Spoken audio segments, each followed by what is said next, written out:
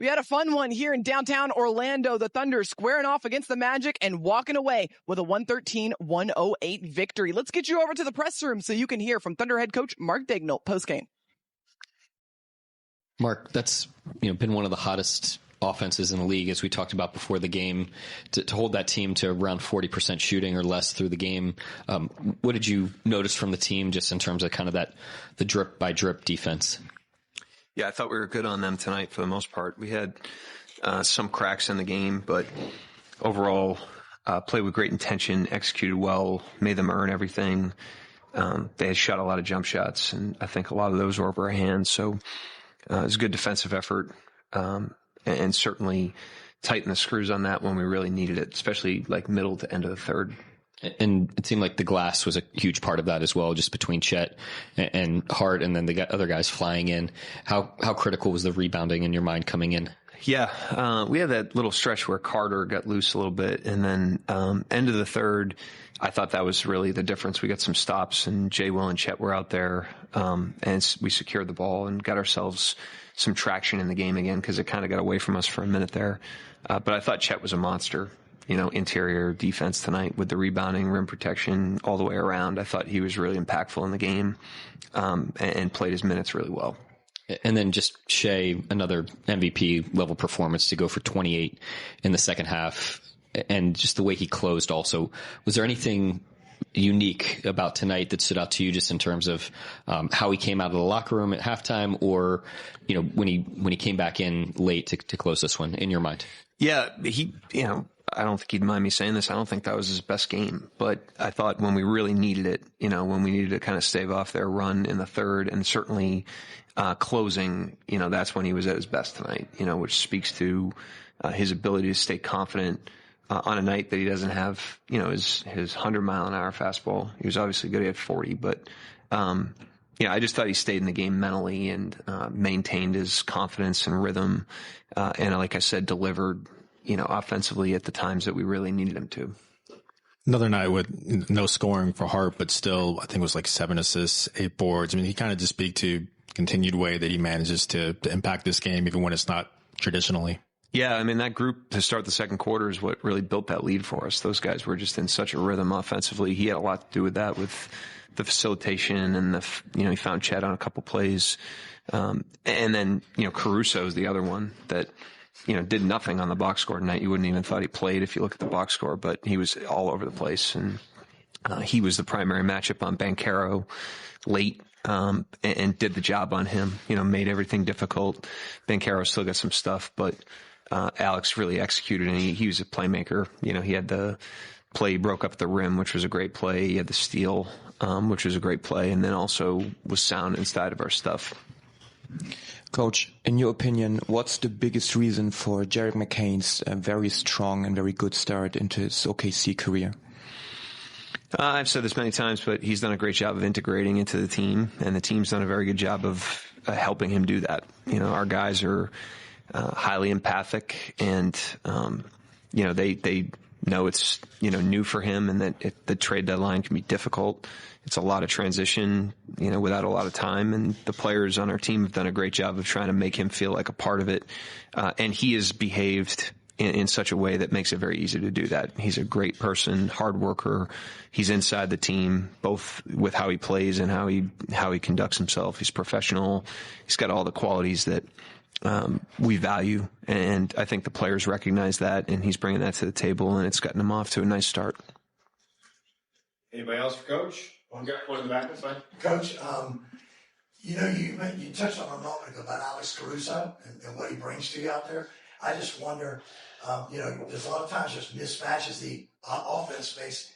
We want to get the ball inside. Looks like a mismatch.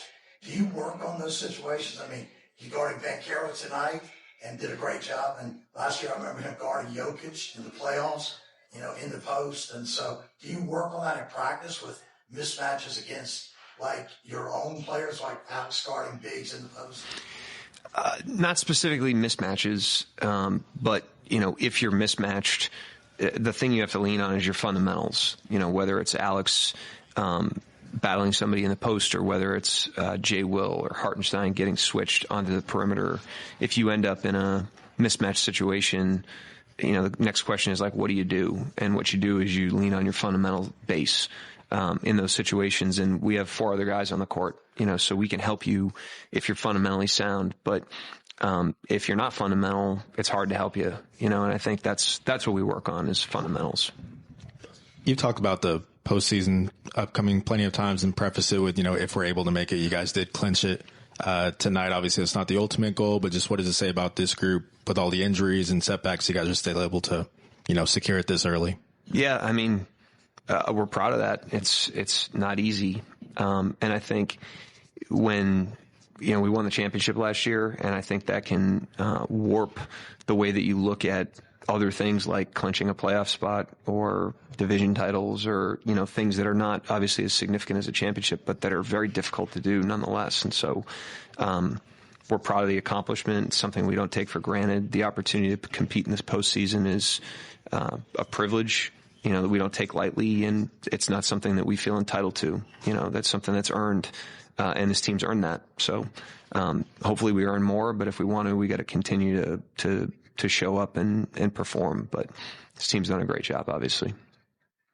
An earned accomplishment for Oklahoma City, who has now officially clinched a playoff spot. How about this? For the 13th time since 2010, that is the second most in the NBA over that time span, 13 appearances in the first 18th season. And Coach Dagnall laid it out there. The Thunder, very fortunate to be here, worked hard to get here. But Royce, you've covered this team from the very start. How about the sustained success that we have witnessed from this organization over time? I mean, those two words have been as much of a motto and a thing for this organization. I think back to Sam Presti, his first press conference in Oklahoma City. That's what he laid out, was that we want to have an organization in a small market that can sustain success. Yeah. And it's one of the hardest things to do in all of professional sports across any sport, is to build a team that can sustain success, be competitive every single season. Of course, you want to finish it the way that the Thunder did last year. But like Coach Mark said, you cannot overlook and take for granted what goes into just these great seasons that produce great moments and great accomplishments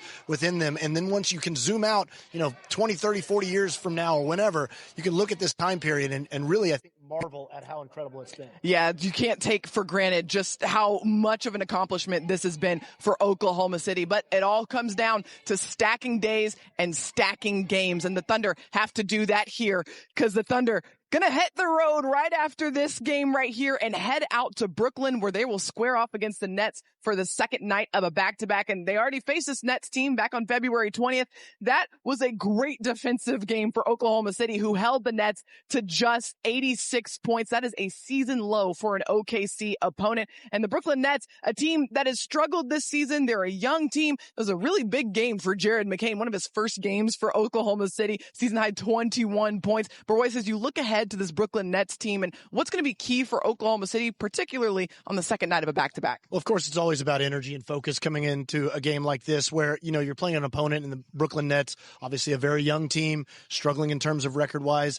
And, they're obviously trying to come into a game and find their energy against one of the top-tier teams in the NBA. They're going to be playing a lot of young players that want to go out and prove themselves. So it's about just kind of getting that energy built up early in a game. And if you can put your foot down on the Nets early, you might be able to kind of take control of the game, because that should be a really big focus, because that's always hard to do on the second night of a back-to-back. Yeah, throwing the first punch, obviously going to be a huge key for Oklahoma City, but a great opportunity for this group to showcase the depth that we've seen from them all season long. The Thunder hitting the road, heading out to New York to square off against the Nets on the second night of a back-to-back. Hey, if you want to watch that game at home, it tips off at 6:30 p.m. Central Time on FanDuel Sports Network, but be sure to tune in at 6 o'clock. We've got you covered. Me and Royce got you covered on Thunder Live at 6 p.m. Should be a good one out in Brooklyn. But what a fun way to kick off this road trip. The Thunder taking on the Orlando Magic and extending their win streak to 9 consecutive wins with a dramatic, amazing win here tonight over the Orlando Magic, 113-108. We're going to head out because the Thunder have more work to do as they take on the Brooklyn Nets here tomorrow. Until then, thanks so much for tuning in. Have a great rest of your night.